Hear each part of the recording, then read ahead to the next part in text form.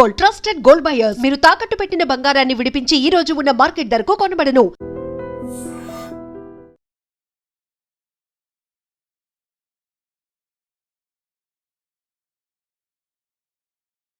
Hi hello నమస్తే, welcome back to our channel. నేను మీ వైషు. విడాకులు తీసుకునే ముందు ఈగోకెళ్ళో లేకపోతే ఎమోషనల్ ఇంబ్యాలెన్స్ వల్ల చాలామంది విడాకుల వరకు వెళ్ళిపోతుంటారు. అసలు విడాకులు తీసుకునే ముందు తీసుకోవాల్సిన జాగ్రత్తలు ఏంటి, ఎంతవరకు ఆలోచించాలి, ఎంత ఆలోచిస్తే బెటర్ ఉంటుంది వాళ్ళ ఫ్యూచర్, అట్లీస్ట్ వాళ్ళ పిల్లల ఫ్యూచర్, ఈ విషయం గురించి మాట్లాడడానికి ఈరోజు నాతో పాటు అడ్వకేట్ జిఎం రావు గారు ఉన్నారు. సార్తో మాట్లాడదాం. హలో సార్, నమస్తే. నమస్తే అమ్మా. ఎలా ఉన్నారు సార్? ఫైన్. సో డివోర్స్ అనేది ఈ మధ్య కాలంలో బాగా వినిపిస్తున్నది ఏంటంటే, కలిసి ఉండి ఇబ్బంది పడడం కంటే విడిపోయి హ్యాపీగా ఉండడం is a better choice, better option. So ఎప్పుడు కూడా రెండేదే చూస్ చేసుకోండి అని. ఏంటి నిజం? విడిపోయి హ్యాపీగా ఉండడం బెటర్ అంటారా, కలిసి ఉండి కష్టపడడం బెటర్ అంటారా? ఇప్పుడు మనకు స్టాటిస్టిక్స్ తీసుకున్నాం అనుకోండి, నేషనల్ జ్యుడిషియల్ డిపార్ట్మెంట్ అనేది వెబ్సైట్ ఉంటుంది. దాంట్లో స్టాటిస్టిక్స్ తీసుకుంటే అందట్లో highest cases are divorce cases only. Okay. విడిపోయి హ్యాపీగా ఉందాం అనుకునే వాళ్ళు పెళ్లి చేసుకోవడమే waste. Nowadays Supreme Court has given another opportunity like live in relationship. వాళ్ళు పెళ్ళి ఎందుకు చేసుకోవడము? లివ్ ఇన్ రిలేషన్షిప్లో ఉండి నచ్చిందా నచ్చకపోతే విడిపోతే మళ్ళీ డైవర్సీ ప్రాబ్లం కూడా ఉండదు కదా. Isn't it?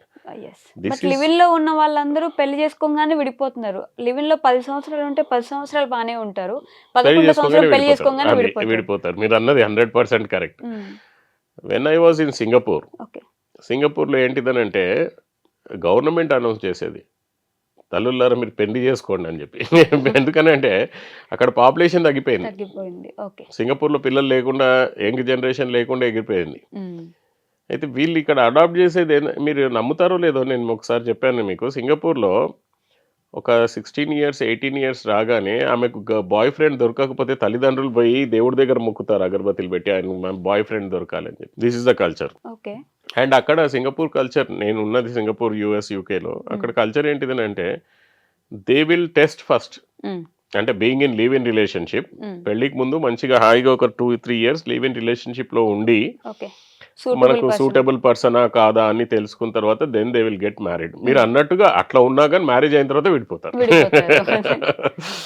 So the problem ఎక్కడ వస్తుందని అంటే అండి, ఎప్పుడైతే ఒక అటాచ్మెంట్ ఉండదో, ఒక టైఅప్ ఉండదో, అంటే బాండింగ్ అనేది మనకు, మ్యారేజ్ అనేది ఒక బాండింగ్ అయిపోతుంది. డెఫినెట్గా take it granted, he is my husband, she is my wife. Okay. అదే లివ్ ఇన్ రిలేషన్షిప్లో ఉన్నప్పుడు there is no attachment, there is no bond between them అని అంటే ఎప్పుడైనా వదిలేయచ్చు పోయి. కానీ అప్పుడు మాత్రం ఇద్దరికి అట్రాక్షన్ ఉంటుంది. అమ్మో నేను ఏమన్నా అంటే ఈమె వెళ్ళిపోతుందేమో అని చెప్పేసి. పెళ్లి కాగానే నేను ఏం తిట్టినా కానీ పడి ఉంటుంది అని అనుకుంటారు. Isn't it? సో ఎప్పుడైతే మ్యారేజ్ గురించి వస్తుందో, ఇప్పుడు పాతకాలంలో ఏంటిదనంటే ఒకటే మ్యారేజ్, ఏది జరిగినా కానీ సమాజం అనేది ఉండేది. ఇప్పుడు సమాజం లేకుండా పోయింది. సమాజంతో పని లేదు, పరువుతో పని లేదు. Single mother go in Germany work, single mother వేరే ఏదో దేశంలో పోయి పని చేసుకో, సింగిల్ మదర్ హైదరాబాద్లోన సొసైటీ ప్రాబ్లం, బెంగళూరులో వెళ్ళి పని చేసుకో. They are living singly, isn't it? So ఈ డివోర్స్లో మనకు తీసుకోవాల్సిన ప్రాబ్లమ్స్ ఏంటిదంటే, first of all both of the persons like wife and husband చిన్నగా గొడవలు వస్తున్నాయి అనగానే they have to think the cause of this గొడవలు, దేని గురించి వస్తున్నాయి గొడవలు అని చెప్పేసి. 99% ఆఫ్ ద గొడవలు ఎందుకు వస్తాయి అంటే, నేను పని చేస్తున్నాను నువ్వు పని చేయట్లేదు, లేకపోతే నేను ఇది చేస్తున్నాను నువ్వు ఇది చేయట్లేదు. ఓకే, నేనే ఎందుకు ఇంటి పనులు చేయాలా. నెక్స్ట్ థింగ్ వచ్చేసి ఈగో. ఈగో అనేది చాలా గ్రేట్ రోల్ ప్లే చేస్తుందండి డివోర్స్లో. ఓపెన్గా చెప్తున్నాను నేను. నిజంగానే ఇబ్బంది పడుతున్నాము. అప్పుడు ఏంటంటే ఉమెన్కి అంత రాచి రంపాన పెట్టినా వాళ్ళు ఓన్గా బ్రతకలేరు, ఫినాన్షియల్ ఇండిపెండెన్స్ లేదు కాబట్టి వాళ్ళు అంత కష్టపడి కూడా ఇబ్బంది పడుతూ అక్కడే ఉన్నారు. మాకేం అవసరం అంత ఇప్పుడు అంత అయిపోయింది.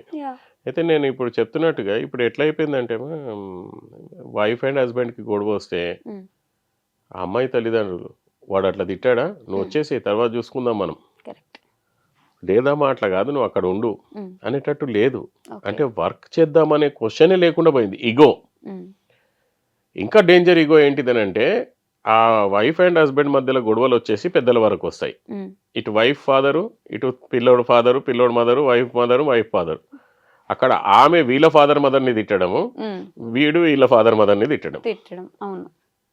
అయితే ఇప్పుడు ఈగో ఎక్కడ పెరిగిపోయిందని అంటే ఆ వైఫ్ కంటే ఎక్కువ ఈ తల్లిదండ్రులకు పెరిగిపోయింది. వాడు అట్లా అంటాడా, వాని అంతు చూస్తా అని చెప్పేసి. ఈ ఈగో వల్ల ఏంటిదంటే అండి మొత్తం ఎక్కడి వరకు నాశనం అవుతుంది.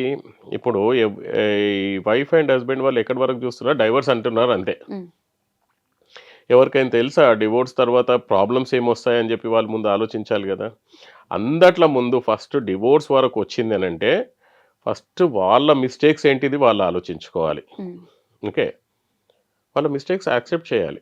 కానీ ఇప్పుడు ఒక హస్బెండ్ వెళ్ళి వైఫ్ ముందర సరే నాది తప్పు అయిపోయింది, నాది ఈ మిస్టేక్స్ అది ఇది అని అంటే ఆమె నాకు అవసరం లేదని అంటుంది. ఆమెది ఈగో. నేను చెప్పినా కదా నేను రాను. నేను అసలు ఆ ఈగోలో ఉన్నందువల్ల ఇది. నేను నా దగ్గరకు వచ్చే client either wife or husband first of all sir నాకు ఇట్లా పరిస్థితి ఉంది అని చెప్పి రాగానే వాడికి ఇమీడియట్గా డైవర్స్ గురించి ఆలోచించు లేకపోతే ఇది ఇది అని చెప్పను నేను. బాబు ఫస్ట్ ఆఫ్ ఆల్ నువ్వు కలిసి ఉండడానికి చేయాల్సిన ప్రయత్నాలు 200% చెయ్యి. వైఫ్కి అయినా కానీ హస్బెండ్కి అయినా కానీ ఇది ఫస్ట్ చెప్తాను, 200% చెయ్యి. లాస్ట్కి 50 మంది ముందర కాళ్ళు కూడా పట్టుకో, వస్తుందా చూడు. అంత దిగు. ఎందుకు దిగాలి మనము, ఎందుకు దిగాలి అంత దూరము అని అంటే మన మనసు ఇరిగిపోవాలి ఇంకా. అప్పుడే కానీ ఒక పర్సన్ ఈ రిగ్రెట్ చేయకూడదు. మళ్ళీ నేను డివోర్స్ అన్నది మాత్రము కరెక్టే అనుకోవాలి. లేదా మామూలుగా డివోర్స్ అని చెప్తే మనకు మనసులో ఉండిపోతుంది, నేను ఎందుకు వదిలేశాను, అసలు అమ్మాయి మంచిది, వాళ్ళ తల్లిదండ్రుల వల్ల నేను వదిలేసుకున్నానేమో అని చెప్పి ఈ రిగ్రెట్ ఉంటే జీవితం అంతా బాధపడతారండి. ఒక తప్పు చేశాననే మనసులో వచ్చింది అనుకోండి జీవితం అంతా బాధపడతారు.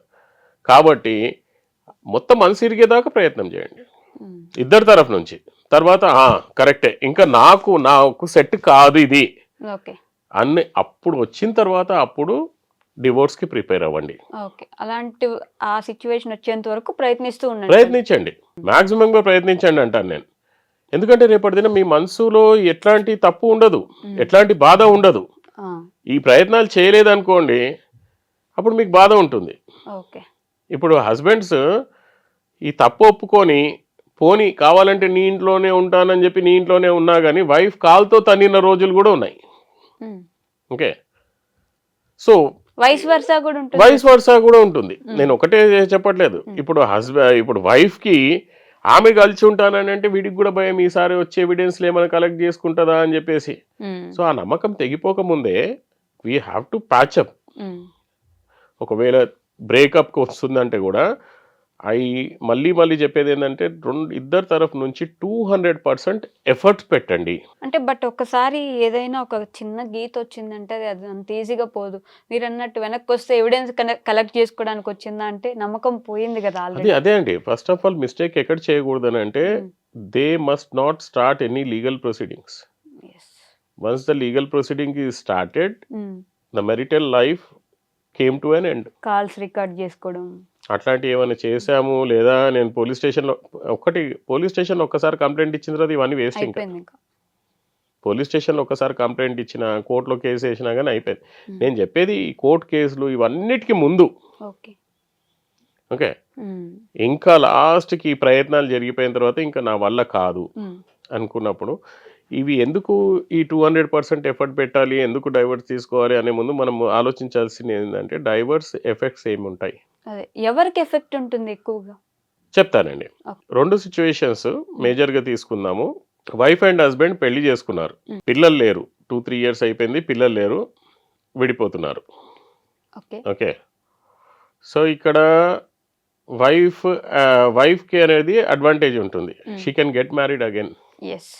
ఓకే, సో కానీ వాళ్ళు కూడా ఏం చేస్తారంటే నాకు 1 crore కావాలి, నాకు 50 లక్షలు కావాలి అని చెప్పి కూర్చుంటారు, అలుమని. ఒకవేళ హస్బెండ్ దాన్నే 10 సంవత్సరాలు డ్రాగ్ చేశాడు అనుకో ఈమె జీవితం నాశనం అయిపోతుంది. కానీ అవనివ్వరు, ఎట్లాగో ఈమెకు మ్యారేజ్ కాలేదు, ఇప్పుడు పిల్లలు లేరు కాబట్టి ఈమె గోల్ అనేది ఈమె చేతిలో ఉంటుంది. అండ్ ఈమె ఏంటిదని అంటే మాక్సిమం తొందరగా సెటిల్ చేసుకొని పెళ్లి చేసేసుకుంటుంది, ఇంకో పెళ్లి చేసేసుకుంటుంది. ఓకే. సెకండ్ సిచ్యువేషను, పిల్లలు ఉన్నారనుకోండి, ఒక బాబు ఒక పిల్ల ఎవరో ఉన్నారనుకోండి వైఫ్కి, అండ్ ఆమెకు పెళ్లి చేసుకోవాలి అని ఉందనుకోండి, ఎవరైనా రెడీగా ఉంటారు అట్లాంటి వాళ్ళకి కూడా. In that situation also she will file all these cases.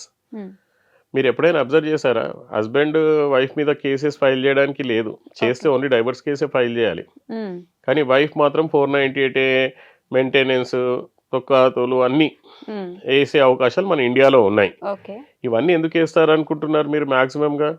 Only to get the sympathy from the society. అంటే అందరూ అని కాదండి, మ్యాక్సిమంగా జరిగేది only to get the sympathy from the society that ఆడు పెద్ద ఇవి హరాస్ చేసేవాడు, అందుకే నేను బయటికి వస్తున్నాను అనే సింపతి గురించి. అంటే పిల్లలు లేకుండా ఎవరైనా బాయ్ ఫ్రెండ్ ఉన్న వాళ్ళు అందరూ అనట్లేదు నేను, జెన్యున్గా ఉన్న వాళ్ళ సిచ్యువేషన్ వేరు ఉండొచ్చు నిజంగానే. ఓకే. సో ఇక్కడ మనం ఆలోచించాల్సింది డైవోర్స్ గురించి. ఈ రెండు సిచ్యువేషన్స్, డివోర్స్ అనేది 10 to 15 years కూడా డ్రాగ్ అవుతుంది. ఇప్పుడు 6 months లో వచ్చేస్తుంది అంటారు. ఇద్దరు ఒప్పుకోకపోతే కంటెస్టెడ్ డివోర్స్ అయితే 5 years in lower court, 5 years in high court, 5 years in supreme court. Okay. So 15 years పడుతుంది. ఇది ఎవరు చెప్పరు 99%. సో ఇప్పుడు డివోర్స్లో ఎంత ప్రాబ్లం ఉందనంటే, first of all property disputes, second వచ్చేసి చిల్డ్రన్ డిస్ప్యూట్, థర్డ్ వచ్చేసి ఎమోషనల్ డిస్ప్యూట్, ఫోర్త్ వచ్చేసి ఫైనాన్షియల్ డిస్ప్యూట్. ఆ పిల్లల మీద కూడా ఎఫెక్ట్ పడుతుంది కదా. పిల్లల మీద కూడా చాలా ఎఫెక్ట్ పడుతుంది. ఎవరు తీసుకోవాలి పిల్లలకి ఏంటిదని అంటే, పాపం వాళ్ళకి ఏం తెలియదు. మదర్ దగ్గర ఉన్నారనుకో, మదర్ మొత్తం పాయిజన్ చేసి పడేస్తుంది, మీ డాడీ మంచోడు కాదని చెప్పి. డాడీ దగ్గర ఉన్నారనుకో, మమ్మీ మంచిది కాదని చెప్పి. స్కూల్లో అయితే ఇంకా ఇబ్బంది, సొసైటీలో ఇంకా ఇబ్బంది. ఇప్పుడు ఆమెకి ఏమంటారు, ఇది ఇట్లా ఎంత చెడ్డ ఆవిడ, అందుకే మొగోడు ఇటు చేశాడని చెప్పి ఆమెకు అనడం. మొగోని కూడా అదే అంటాడు, వీడు ఎట్లుంటాడేమో అందుకే పెళ్ళాం ఇటు చేసిందని చెప్పి వీడిని అనడం. సొసైటీ స్టిగ్మా అనేది చాలా భయంకరంగా ఉంది వీళ్ళ మీద. ఇప్పుడు ఇందాక చెప్పినట్టుగా financial dispute, property dispute, emotional dispute, టోటల్గా ఏంటిదనంటే క్యారియర్ డిస్ప్యూట్ కూడా. క్యారియర్ కూడా గ్రోత్ ఉండదు. ఓకే, ఇద్దరు కలిసి ఉంటే ఎన్నో ప్రాపర్టీస్ చేసుకోవచ్చు. కానీ ఇప్పుడు వీడు ప్రాపర్టీ క్రియేట్ చేసుకోలేడు, కాన్సన్ట్రేట్ చేయలేడు, ఈమె చేయలేదు, పిల్లలు సఫర్ అవుతున్నారు. But single parents are raising this days. భయంకరంగా ఏంటిదంటే అండి, మీరు ప్రాక్టికల్గా ఈ డివోర్స్ సిచ్యువేషన్లో ఉన్న వాళ్ళకు చూసుకుంటే, except mutual divorce, contested divorce, total family they are suffering for 10 to 20 years. Cases are getting dragged. 10 years minimum అయితే సఫర్ అవుతున్నారు. వాళ్ళ హెల్త్ ఎంత దెబ్బతింటుంది. కొన్ని సిచ్యువేషన్స్లలో ఇట్లా జరగడం వల్ల వైఫ్ వాళ్ళ, ఇప్పుడు అమ్మాయి వాళ్ళ తల్లిదండ్రులు చనిపోవడం, అబ్బాయి వాళ్ళ తల్లిదండ్రులు చనిపోవడం, ఇట్లా జరిగిపోయింది ఏంటిదా అని చెప్పేసి. ఇంత ఇంపాక్ట్ని డైవర్స్కి ముందు వీళ్ళు ఆలోచిస్తలేరు. సింపుల్ డైవర్స్ అంటే డైవర్స్, అసలు డైవర్స్ అని అంటే అంత ఈజీ అనేది కాదండి. ఐదర్ మీరు డైవర్స్ తీసుకోవాలనుకుంటే, మీరు అన్నట్టుగా ఎట్లాంటి గొడవలు లేకుండా కలిసి ఉండే కంటే విడిపోయి మంచిగా ఉందాం అనుకుంటే మాత్రము మ్యూచువల్గా ఆలోచించండి, మ్యూచువల్గా డైవర్స్ తీసుకోండి. గొడవలు పడి నీ మీద నేను అలిగేషన్ పెట్టి నా మీద నువ్వు అలిగేషన్ పెడతానంటే 20 years అయిపోతుంది. ఈగోలో వెళ్ళి నేను సుప్రీం కోర్ట్ వరకు వెళ్తాను, నువ్వు ఏం చేసుకుంటావో చేసుకో అని అంటే మాత్రము almost 20 years life is gone. Okay, but ఇండియాలో దెర్ ఇస్ 1% డివోర్స్ రేట్ అంటారు కదా సార్. ఇన్ని డివోర్స్ కేసెస్ పెరుగుతున్న ఆ 1% మాత్రమే ఎందుకు అనిపిస్తుంది? డివోర్స్ రావడం అంత ఈజీ కాదండి మన ఇండియాలో. That is the biggest issue. Okay, divorce దొరకదు మన ఇండియాలో. You have to prove all the cruelties. ఇవాళ మీరు ఏదైనా అడ్వకేట్ని చూసుకోండి, అంటే ఇది ఉన్న నిజము, ఫ్యాక్ట్స్ మాత్రం ఏదో రాసేసి పెట్టేస్తాం మనము. కోర్టుకి కావాల్సింది ఎవిడెన్సెస్, క్రూయాలిటీ ఎవిడెన్సెస్, ఇవన్నీ పోని అవన్నీ పెట్టుకోండి. మంచి అడ్వకేట్ మంచి ఎవిడెన్స్లు అన్నీ పెట్టుకొని లోయర్ కోర్టులో ఫైల్ చేస్తే 5 సంవత్సరాల తర్వాత మీకు జడ్జిమెంట్ వస్తుంది. అంతకుముందు వచ్చే లేదు. 5 years తర్వాత డైవోర్స్ వస్తే వైఫ్కి డైవోర్స్ కావాలా, 5 years తర్వాత డివోర్స్ వచ్చింది, హస్బెండ్ మళ్ళీ హైకోర్టుకి వెళ్తాడు, మళ్ళీ ఇంకో 5 years అక్కడ. ఈమె మళ్ళీ పెళ్లి చేసుకోలేదు ఇంకా అప్పీల్కి వెళ్ళిన తర్వాత. మళ్ళీ అక్కడ డైవోర్స్ ఆ వైఫ్కి వచ్చినా కానీ ఇటు సుప్రీంకోర్టు పోతాడు. ఓకే. ఇదే ఇంకా రివర్స్ కేసులో కూడా హస్బెండ్ డైవర్స్ కావాలని చెప్పి అప్లై చేస్తే హస్బెండ్కి డైవర్స్ వచ్చినా కానీ ఆమె హైకోర్టుకి వెళ్తుంది. ఆమె హైకోర్టుకి వెళ్ళి మళ్ళీ అక్కడ గెలిచినా కానీ సుప్రీంకోర్టుకి వెళ్తుంది. ఇది పగ పెట్టుకుంటే ఈ రకంగా లైఫ్ స్పాయిల్ చేసుకుంటున్నారు. అండ్ ఇవి జనరల్గా మ్యాక్సిమంగా అందరికీ తెలిసిందే. ఓకే. కానీ ఈ సిచ్యువేషన్స్లో కొంతమందికి ఏంటిదనంటే అండి, అమ్మాయి కానీ అబ్బాయి కానీ ఇక్కడ ఇంకా ఎట్లాగో డైవోర్స్కి అప్లై చేసుకున్నాము, ఎట్లాగో కుదిరేది కాదు. So they are within the live in relationship. Okay, ఇటు ఇక్కడ లివ్ ఇన్, అటు అక్కడ live in relationship. And cases they are fighting years. మరి ఎవరి గురించి బతుకుతున్నారో ఏం అర్థం అవ్వట్లేదు. అంటే దెర్ ఈస్ ప్రాక్టికల్గా legal bonding is not there, legal children will not be there. Okay, ఇల్లు ఎవరి మీద పెట్టాలా, నేను చచ్చిపోతే అసలు నాకు వారసులు ఎవరు, ఏం లేదు. Isn't it? సో మనుషులు అనేది డివోర్స్కి ముందు చాలా అంటే చాలా ఆలోచించాలి. ఒకటే ఎమోషనల్లో డిసిషన్ తీసుకోవడము, లేకపోతే తల్లిదండ్రులు చెప్పారని, లేదురా అది మంచిది కాదు. కొంతమంది అంటారు కదా, అత్తమామకు బడి రాకపోతే అరే అది మంచిది కాదురా కోడలు, దాన్ని వదిలేసి ఇంకో పెళ్లి చేసుకో అని అంటారు. పేరెంట్స్ వల్ల కూడా అవుతుంటాయి, మాక్సిమం పేరెంట్స్ వల్లనే అండి. ఇప్పుడు అంటే మనం ఇంకో సపరేట్ వీడియో చేసుకోవచ్చు. ఇక్కడ కొత్తగా పెళ్లి అయ్యి అమ్మాయి పోతుంది, ప్రాబ్లం ఎక్కడ వస్తుంది అంటే అండి, ఒకటే అమ్మాయి ఉన్న వాళ్ళతో చాలా అంటే చాలా ప్రాబ్లం వస్తుంది. ఇంట్లో ఒకటే పిల్ల ఉండి ఆమెకు పెళ్లి అయిందంటే మాత్రము 99% డివోర్స్లు అయిన సిచ్యువేషన్స్ నేను చెప్పగలుగుతాను అనాలిసిస్ ప్రకారంగా. ఓకే, అలా తల్లి ఊరుకోదు, రోజుకి 10 సార్లు ఫోన్ చేస్తుంది, ఆ కూర అట్లా వండినవా, ఇది ఇట్లా వండినవా, లేకపోతే నువ్వు అట్లా ఇది చేస్తున్నావు అంటే 3 hours 4 hours ఆమెతో ఫోన్లోనే ఉంటది. వీడికి ఏంటంటే నీ అమ్మ నేను పెళ్లి చేసుకొని నా వైఫ్ నాతో ప్రైవసీగా ఉండకుండా రోజంతా ఫోన్లో ఏంద్రా, వాళ్ళ తల్లితో మాట్లాడుతుందా బాయ్ ఫ్రెండ్ తోటి మాట్లాడుతుందా తెలియదు. ఇవి గొడవలు. ఎందుకంటే పెళ్లి అయిన తర్వాత అమ్మాయిని కనీసం వాళ్ళిద్దరు ప్రైవసీ ఉండాలని చెప్పి వదిలేయచ్చు కదా, తల్లి వదలదు. ఎటు సైడ్ ఏమో ఇది, ఇటు సైడ్ అబ్బాయి సైడ్ ఏమో ఆ తల్లి అన్ని రోజులు బాగానే ఉంటది. ఇప్పుడు పెళ్ళాన్ని తీసుకెళ్లి ఒక శారీ కొనుక్కొచ్చిస్తే ఇంకా రాద్దాంతం స్టార్ట్ అయిపోతాడు. అమ్మ నేను ఇన్ని సంవత్సరాలు పెంచినా నన్ను మర్చిపోయినావు, ఇప్పుడు మొన్న రాంగే కూడా ఏదో మందు పెట్టినట్టుంది, మారిపోయిండు ఈడు. అంతనే నా కోడలు ఏదో చేసింది, దీనికి మందు పెట్టింది ఈడు, నా మాట వినట్లేదు ఈడు. ఇట్లాంటి డైలాగులు కొట్టి అసలు మళ్ళీ పెళ్లి ఎందుకు చేయాలి అంటే ఈమెకి ఇన్సెక్యూరిటీ, తల్లికి నా కొడుకు నా గ్రిప్ లో నుంచి వెళ్ళిపోతున్నాడు. ఇవన్నీ మానుకుంటే పెద్ద సబ్జెక్ట్ అండి ఇది. నిజంగా ప్రాక్టికల్ గా చూస్తే రకరకాలుగా ఇప్పుడు మనకు మాట్లాడుకునేటి అన్ని ఇవే వస్తాయి. ఆమె మంచిది కాదురా, ఆమె వచ్చిన రోజు నుంచి ఇవన్నీ జరుగుతున్నాయి, అది ఆమె వల్లనే జరిగింది, ఈమె మంచిది కాదు, రకరకాలుగా అండి మనకు. సో ఇవన్నీ చేసుకోవడం వల్ల వీళ్ళకేం ఎంటర్టైన్మెంట్ అవుతుందో వాళ్ళకేం ఎంటర్టైన్మెంట్ అవుతుందో తెలియదు. మెచ్యూర్డ్గా బిహేవ్ చేస్తే బెస్ట్. అండ్ మ్యారేజ్ ఏజ్లో కూడా అండి, ఒక మ్యారేజ్ అయిన తర్వాత కూడా ఇద్దట్లో ఒకళ్ళు గ్యారంటీకి ఇమ్మెచ్యూరే ఉంటారు. చాలా మెచ్యూర్ అనుకుంటారు కానీ ఇద్దట్లో ఒకళ్ళు ఎవరో ఇమ్మెచ్యూర్డ్గానే ఉంటారు.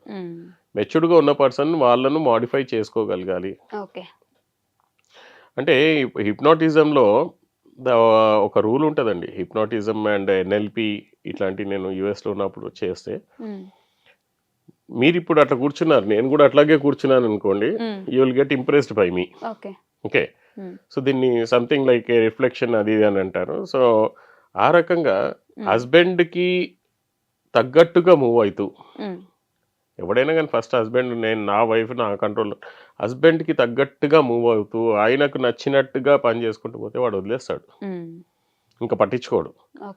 ఎప్పుడైతే మనం అగేన్స్ట్గా పోతుంటామో, ఇప్పుడు వైఫ్కి అగేన్స్ట్గా హస్బెండ్ పోయినా, హస్బెండ్కి అగేన్స్ట్ వైఫ్ పోయినా కానీ అక్కడనే డిస్టర్బెన్స్ వస్తుంది. కానీ మనం చేయాల్సిన డ్యూటీ ఏంటంటే మెచ్యూర్డ్గా అర్థం చేసుకొని కొన్ని రోజులు ఓపిక బట్టి ఆయన రూట్లోనే పోయి మళ్ళీ మార్చుకుంటే బెస్ట్ ఉంటుంది అనమాట, సెట్ అవుతుంది.